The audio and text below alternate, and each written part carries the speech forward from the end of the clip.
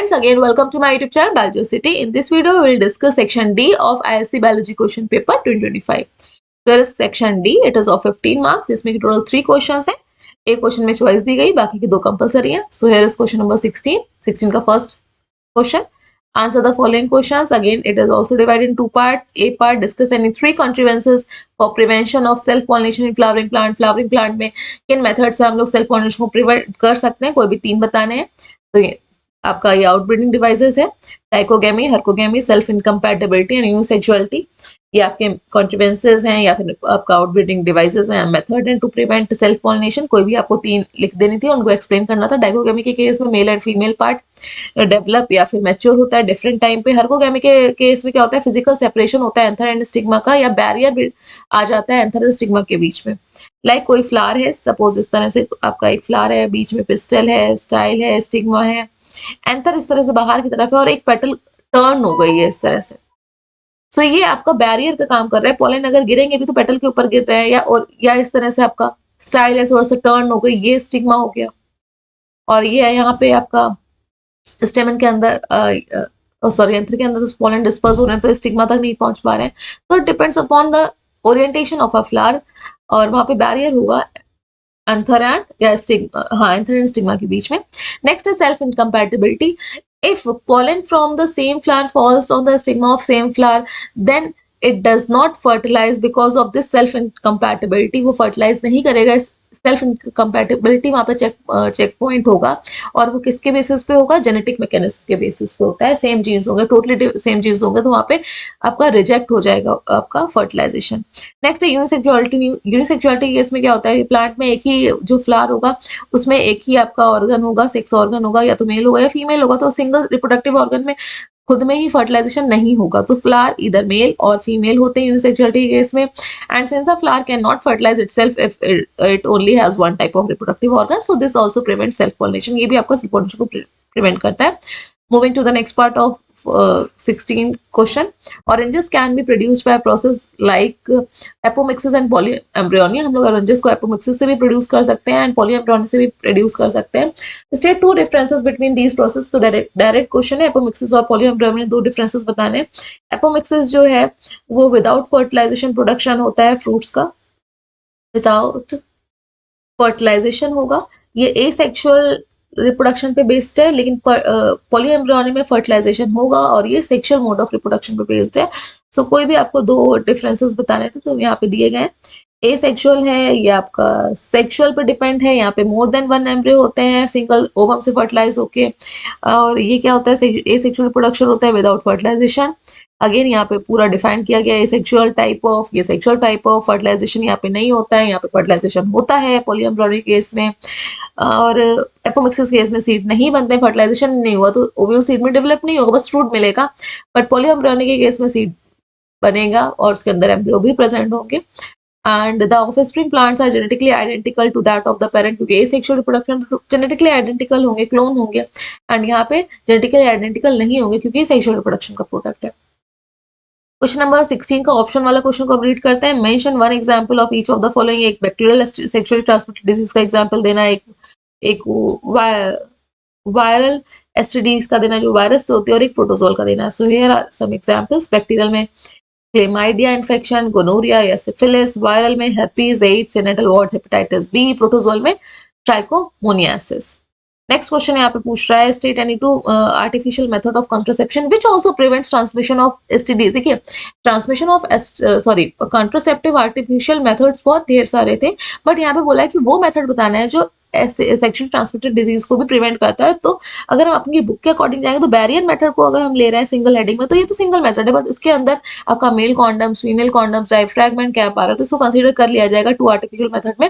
Because आयु सीरीज है, हार्मोनल पिल्स हैं, या इंजेक्शंस हैं, पैचेस हैं, वैसेक्टोमी है, ट्यूबेक्टोमी है, ये आर्टिफिशियल मेथड ऑफ कॉन्ट्रासेप्शन तो है, बट इनसे एसटीडीज प्रिवेंट नहीं होगी. तो ये आपका आंसर करेक्ट होगा. मेल कॉन्डम, फीमेल कॉन्डम या डायफ्रैगम लिख देंगे, इनको 2 कंसीडर कर लिया जाएगा.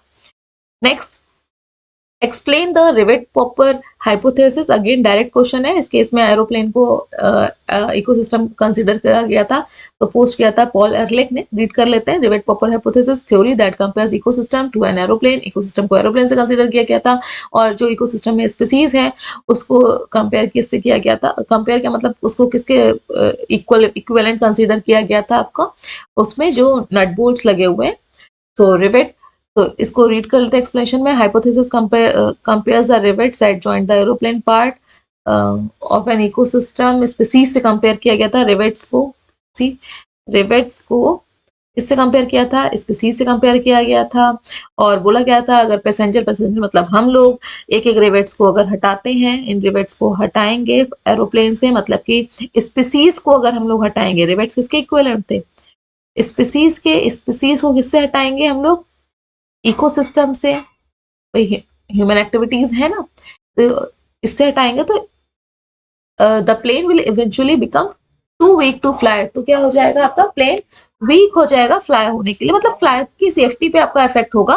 Similarly if species are remove from an ecosystem, वही बोल रहा है इसी सेम लाइन को, कि अगर स्पीसीज को भी इकोसिस्टम से हम लोग रिमूव कर देंगे, ecosystem eventually become unstable and collapse, ecosystem भी कोलैप्स हो जाएगा, अनस्टेबल हो जाएगा। The hypothesis suggest that species richness is important for maintaining the ecosystem. So जितनी ज्यादा स्पीसीज होगी, एक दूसरे के ऊपर डिपेंडेंसी होगी, तो वो रिक्वायर्ड होता है फॉर मेंटेनिंग द इकोसिस्टम, एक इकोसिस्टम को मेंटेन करने के लिए। The hypothesis helps to explain the importance of biodiversity on the functioning of an ecosystem. The Ribet-Popper hypothesis is based on the idea that ecosystems are dependent on services provided by their ecosystem। जो है वो किसके ऊपर depend होगा, जो अलग अलग species है वो सर्विसेज इकोसिस्टम में एक दूसरे को प्रोवाइड कर रही है, इंटरेक्शन है, बायोटिक कंपोनेंट का बायोटिक कंपोनेंट से इंटरेक्शन होगा तभी इकोसिस्टम एग्जिस्ट कर पाएगा। Next, briefly discuss the narrow utilitarian and broad utilitarian argument for conserving biodiversity। हमें biodiversity क्यों कंजर्व करके रखना चाहिए, वहाँ पे 3 आर्गुमेंट्स दिए गए थे आपकी बुक में, तो या सिलेबस में narrow utilitarian, broad utilitarian, ethical, तो ये 2 ही का पूछा गया, तो 2 मार्क्स का ही है ये। तो नैरो के केस में क्या बोला गया कि क्योंकि हमें इकोसिस्टम से इकोनॉमिकल बेनिफिट होता है, उससे हमें खाना मिलता है, फूड मिलता है, मतलब फायरवुड मिलता है, फाइबर मिलता है, कंस्ट्रक्शन मिलता है, मतलब जो हमारे सिर्फ ह्यूमन के लिए यूज के लिए इंपॉर्टेंट है, इकोनॉमिकल है, इंडस्ट्रियल मटेरियल है, रेजन्स एंड डाइज है, इसलिए हमें इकोसिस्टम को प्रोटेक्ट मतलब कंजर्व करके रखना चाहिए। तो ये नैरो माइंडेड वाला आर्गुमेंट आ गया ना। ब्रॉड वाले में क्या आ रहा है, ब्रॉड वाले में आ रहा है कि फॉरेस्ट जो है, जो इकोसिस्टम है आपका, या कंजर्व करके रखना चाहिए बायोडाइवर्सिटी को। तो जो ये सब हमें फूड सिर्फ हमें ही नहीं दे रहे हैं, सारे कंज्यूमर्स को दे रहे हैं। कौन से प्रोसेस से, बायो फोटोसिंथेसिस प्रोसेस से हमको भी दे रहे हैं, एनिमल्स को भी दे रहे हैं, बर्ड्स को भी, मतलब जो भी है। फॉरेस्ट क्या कर रहा है दूसरे केस में, प्यूरिफाई कर रहा है एयर को, इसलिए हमें भी एयर प्यूरिफाई हो रही है, और ऑक्सीजन सबके लिए नीडेड, सारे लिविंग ऑर्गेनिज्म के नीडेड है। तो ये थोड़ा ब्रॉड कॉन्सेप्ट में आ जाएगा। Organisms like insects, birds, bats etcetera help in pollination by the plants. जो आपके इंसेक्ट्स हैं ये हेल्प करते हैं प्लांट्स के पॉलिनेशन के केस में। Biodiversity gives aesthetic pleasure of walking through thick woods. अच्छा भी लगता है भाई अगर घने जंगल और आसपास आपका पेड़ पौधे लगे हुए हों, फ्लावर्स हों खूब ढेर सारे, और बर्ड्स हो, बुलबुल हो, तो ये भी आपका ब्रॉड यूटिलिटेरियन में आएगा। All this benefits are priceless, ये सारे प्राइसलेस हैं, but are available to us free of cost, और ये हमारे लिए फ्री ऑफ कॉस्ट अवेलेबल है, therefore we should conserve biodiversity. Next question number 18, last question.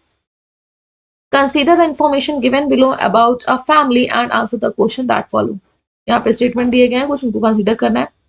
तो अगेन स्टेटमेंट बेस्ड क्वेश्चन वाले में हमें सबसे पहले जो क्वेश्चन पूछा गया है, पहले उन क्वेश्चंस को रीड करना है, तब हम स्टेटमेंट को रीड करेंगे, सो दैट वो क्वेश्चन में क्या चीज पूछी गई है, तो हमें स्टेटमेंट में रीड करते टाइम हम उस चीज को सॉल्व करते चलें। तो क्वेश्चन 18 का पहला क्वेश्चन क्या है, draw a single pedigree chart to show the pattern of inheritance और इन राकिब। मतलब यहाँ पे पेडिग्री चार्ट को ड्रॉ करना है, ठीक है। जैसे जैसे हम स्टेटमेंट को रीड करेंगे हम वो चीज उसको पेडिग्री चार्ट में दिखाते चले जाएंगे। नेक्स्ट क्या है, what kind of inheritance pattern prevail in the Rafiq's family. कौन सा इनहेरिटेंस पैटर्न यहाँ पे स्टेटमेंट शो किया गया है वो बताना है। And what are the chances of Farah suffering from the same disease. Again ये आपका पूरा पेडिग्री एनालिसिस पे बेस्ड है। सो सबसे पहले क्वेश्चन को हम लोग सॉल्व करेंगे, पेडिग्री चार्ट को बनाएंगे। पहला स्टेटमेंट क्या है, राफिक अ 10-year-old बॉय, 10 साल का एक लड़का है, injured himself badly during the games period in school. He was rushed to a nearby hospital as the bleeding could not be stopped despite the first aid given to. मतलब उसको तुरंत hospital में ले जाएगा क्योंकि उसकी bleeding नहीं stop हो रही थी। और बोल रहा है his uncle had lost his life in similar condition, उसके अंकल ने भी ऐसी कंडीशन में ब्लीडिंग की वजह से अपनी लाइफ गंवा दी थी। तो भाई ब्लीडिंग वाला जो था वो कौन सी डिजीज थी हमें पता है, इट इज हीमोफीलिया। और it this haemophilia is sex chromosome link disorder, recessive disorder.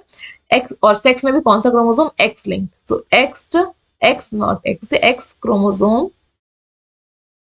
Linked recessive disorder. तो इसका सेकंड वाले का आई थिंक ये क्वेश्चन पूछा गया था, what kind of inheritance pattern prevail in graphics family. तो इसका आंसर क्या होगा आपका, एक्स क्रोमोसोम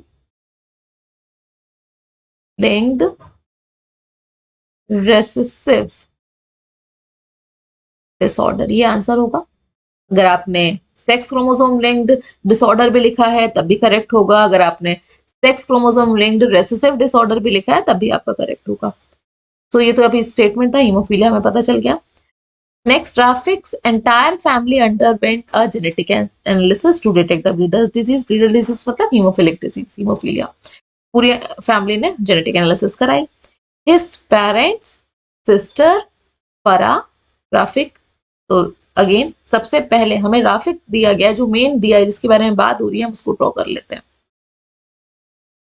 राफिक का मेल है, बॉय है, तो स्क्वायर, क्योंकि उसको डिजीज है तो हम उसको कलर्ड बॉक्स से शो करेंगे।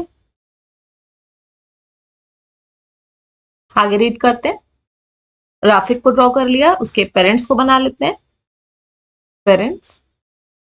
और राफिक की एक सिस्टर भी है, तो हेयर सिस्टर फीमेल के लिए सर्कल। अभी हम कलर नहीं कर रहे हैं, आगे रीड करेंगे, बट जितना कंटेंट दिया उतना तो हम ड्रॉ कर ही लेंगे, बाद में इसको ब्लॉक में फिल करना है या कैरियर के फॉर्म में फिल करना है या फिर एम्प्टी रखना है वो बाद में आगे रीड करें। इनके पेरेंट्स को बना लेते हैं। राफिक की मदर हो गए, ठीक है, राफिक की मदर को ड्रॉ कर लिया, अगेन सर्कल, एंड राफिक के फादर। आगे क्या बोल रहा है, राफिक्स entire family underwent a genetic analysis to disease breeder his parents को हम लोगों ने यहाँ पे ड्रॉ कर दिया ऊपर राफिक की।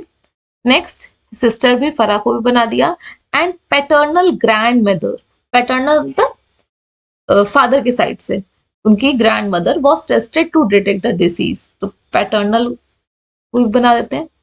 तो इनका राफिक के फादर के जो फादर है मतलब मदर है उनको, तो ये आपके ग्रैंड मदर राफिक के एंड ग्रैंड फादर हो गए, ठीक। इनके आपके अंकल भी थे राफिक के, तो हमने इनको भी ड्रॉ कर दिया। उनको डिजीज थी तो अंकल को हम स्क्वायर से शो कर रहे हैं, और क्योंकि उनको डिजीज थी तो ये भी हमने क्या कर दिया, इसको ब्लॉक में फिल कर दिया। अगेन इसको थोड़ा सा हम लोग फिर से समझते हैं। इस लाइन पे हमने राफिक को शो किया, फिर उनको उसकी सिस्टर को बनाया फरा को, फिर उसकी मदर एंड फादर को बताया, और बोला गया था पैटर्नल ग्रैंड मदर, तो पैटर्नल राफिक की है ना, तो ये ग्रैंड मदर हो गई एंड ये उनके फादर हो गया। और राफिक के अंकल भी थे जो कोई डिजीज थी उनको, तो राफिक के अंकल को स्क्वायर से शो किया और उसको बोल्ड कर दिया। आई होप इतना आपको चार्ट समझ में आ गया हो। नेक्स्ट आगे रीड करते हैं। Rafik's mother and grandmother were found to be carrier of the bleeder disease. तो राफिक की मदर कहाँ थी, ये, तो कैरियर के लिए हम लोग हाफ इसको कलर करेंगे। इनको आपको क्या, ये कैरियर थी और ग्रैंड मदर कैरियर थी। और क्योंकि यहाँ पे मेंशन नहीं है कि जो फादर हैं या ग्रैंड फादर हैं वो आपके कैरियर है या डिजीज है, तो हम उनको नॉर्मल ही कंसीडर करके चलेंगे। ये हम कंसीडर करेंगे कि ये पूरी तरह से नॉर्मल है इनके ग्रैंडफादर एंड फादर राफिक के। तो इसका जो जीनोटाइप होगा, जीनोटाइपिक कॉम्बिनेशन होगा राफिक का, क्या होगा, एक्स वाई। और क्योंकि ये डिजीज है और एक ही सिंगल एक्स क्रोमोसोम है, तो और हीमोफीलिया इसके ऊपर हम ऐसे इस तरह से लिख देंगे। ये पेडिग्री चार्ट तो आपका यहीं तक है, ये पूरा कंप्लीट पेडिग्री चार्ट है। आगे फर्दर लास्ट वाले क्वेश्चन को सॉल्व करने के लिए हम इसको एनालाइज करेंगे। सी, draw a single pedigree chart to show the pattern of inheritance in Rafik's family। ये आपका पेडिग्री चार्ट है, लिख देते हैं एक बार फिर से। ये कौन है आपके राफिक है, ये फरहा है, ये राफिक की मदर है, ये राफिक के फादर है, ये ग्रैंड मदर है एंड ये ग्रैंडफादर है और ये राफिक के अंकल हैं जिनको डिजीज थी। कंप्लीट चार्ट बन गया। अब लास्ट क्वेश्चन में पूछ रहा है फरा के क्या चांसेस हैं, फरा suffering from the same disease, फरा को वो डिजीज होने के क्या चांसेस हैं, एंड फरा being a carrier of the same disease. बहुत ही इजी है। फरा के जो पेरेंट्स हैं उनका हमें जीनोटिपिक कॉम्बिनेशन पता होना चाहिए, तो मदर का हमें पता है, ये एक्स और एक एक्स क्या होगा, डिफेक्टिव होगा क्योंकि कैरियर है, और ये एक्स जो लिंक्ड डिजीज है वो रेसेसिव है। रेसेसिव मतलब रेसेसिव के केस में ही डिजीज होगी जब दोनों ही रेसेसिव वाले होंगे, मतलब एक्स डिफेक्टिव एक्स डिफेक्टिव, क्योंकि ये कैरियर है तो ये वाला एक सही होगा, एक नॉर्मल होगा। और फादर का कोई भी चीज मेंशन नहीं है तो हम उनको नॉर्मल ही कंसीडर करके लेके चल रहे हैं, तो ये एक्स और वाई है। अब इस कॉम्बिनेशन से हमें निकालना है कि क्या प्रोबेबिलिटी है फरा के किसकी डिजीज होने की और कैरियर होने की। तो डिजीज होने की और कैरियर होने की क्या प्रोबेबिलिटी है, बहुत ही इजी है। एक्स एक्स डिफेक्टिव मदर को यहाँ पे शो कर दिया और ये एक्स वाई ये फादर हो गया। इनके हमने गैमीट्स बनाए, इसकी में चांस की प्रोबेबिलिटी क्या होगी, एक्स एक्स डिफेक्टिव एच वाला और ये एक्स और वाई। ठीक, अब क्रॉस किया, क्रॉस करने के बाद F1 जनरेशन शो की, ये क्या आ गया, एक्स एक्स डिफेक्टिव, फिर इसका हुआ एक्स एक्स, फिर इनका एक्स एक्स डिफेक्टिव और ये एक्स एक्स।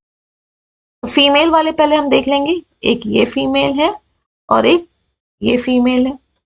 एक सेकेंड कुछ गड़बड़ है, ये एरो कहाँ गया है, लेट मी चेक, ये एक्स से गया है इस एक्स, तो ये सॉरी रॉन्ग है, ये वाला रॉन्ग हो गया, ये आपका जाएगा इस एक्स से इस एक्स के पास, वाई के पास।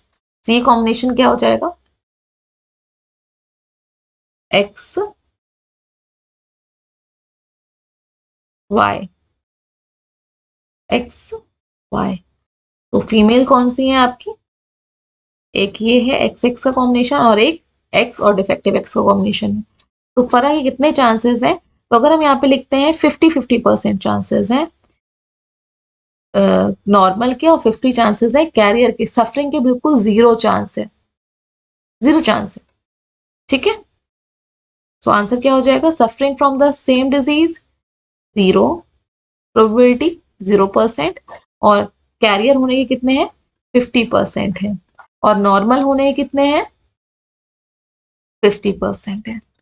अगेन एक बार इसको देख लेते हैं क्योंकि वहां पर थोड़ा सा डिस्टर्ब हो गया था लाइन डायग्राम। मदर इस तरह से, फादर ये गैमीट्स बने, ये इधर आपके गैमीट्स फॉर्म हुए, ये क्रॉस कराया, ये नॉर्मल बिल्कुल है फीमेल, ये मेल था तो मेल से कंसीडर नहीं है, बॉय से हमें कंसीडर नहीं करना है इसको, ये डिफेक्टिव अगेन बॉय। ठीक, तो हमें सिर्फ फीमेल वाले का कंसीडर करना था, एक्स एक्स क्रोमोसोम बिल्कुल नॉर्मल है या फिर कैरियर है, आपका डिजीज नहीं होगा। सो आंसर इसका क्या होगा, पहले वाले का 0% है सफरिंग सेम डिजीज से और कैरियर का 50% है। नॉर्मल पूछा नहीं गया लेकिन अगर नॉर्मल का निकालेंगे तो 50%। So this is all about section D.